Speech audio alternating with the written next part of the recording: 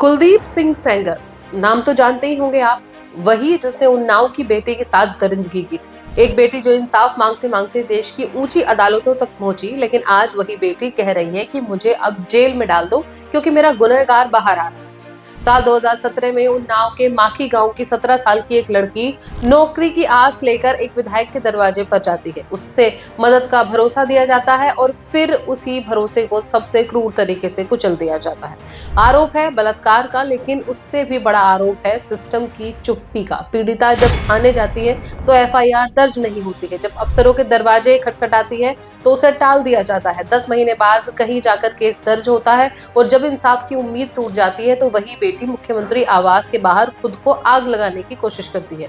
यहीं से मामला उन्नाव से निकलकर पूरे देश की आत्मा को झकझोर देता है। लेकिन कहानी यही नहीं रुकती। पीड़िता के पिता को पुलिस कस्टडी में भेजा जाता है और कुछ ही समय बाद उनकी मौत हो जाती है। परिवार कहता है ये मौत नहीं, साजिश थी। पहले तो इन्होंने मेरे बड़े पापा को मरवाया, फिर इन्होंने मेरे पापा को मरवाया। फिर एक और झटका, गवाही के लिए जाते वक्त पीड़िता की कार का एक्सीडेंट। इस हादसे में उसकी चाची और मौसी की मौत हो जाती है।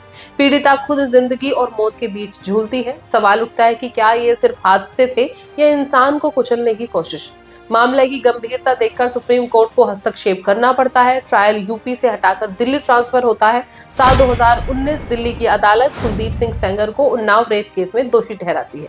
उम्र कैद और 25 लाख का जुर्माना लगा। शायद अब इंसाफ हुआ, ऐसा महसूस किया गया। लेकिन आज दिल्ली हाई कोर्ट ने इसी सजा को सस्पेंड करते हुए कुलदीप सेंगर को सीमित राहत दे दी है। हालांकि सख्त शर्तों के साथ। कागजों में ये राहत टेम्परेरी है, लेकिन पीड़िता के लिए ये डर हमेशा का है, क्योंकि गुनहगार बाहर आने की प्रक्रिया में है और पीड़िता आज भी उसी देश में है जहां नारी को देवी कहा जाता है। आज सवाल सिर्फ एक आरोपी का नहीं है, सवाल है कि क्या ताकतवर लोगों के लिए कानून अलग है? क्या इंसाफ सिर्फ कमजोरों को इंतजार देता है? प्रधानमंत्री नरेंद्र मोदी, मुख्यमंत्री योगी आदित्यनाथ, देश आपसे पूछ रहा है कि क्या यही राम राज्य है जहां बेटी इंसाफ मांगती है और गुनहगार राहत पाता है? यह कहानी सिर्फ उन्नाव की नहीं है, यह कहानी हर उस बेटी की है जो आज भी डर के साए में जी रही है। इंसाफ सिर्फ फैसलों से नहीं, उस भरोसे से बनता है जो सिस्टम लोगों में पैदा करता है। लेकिन आज वो भरोसा फिर से कटघरे में खड़ा है।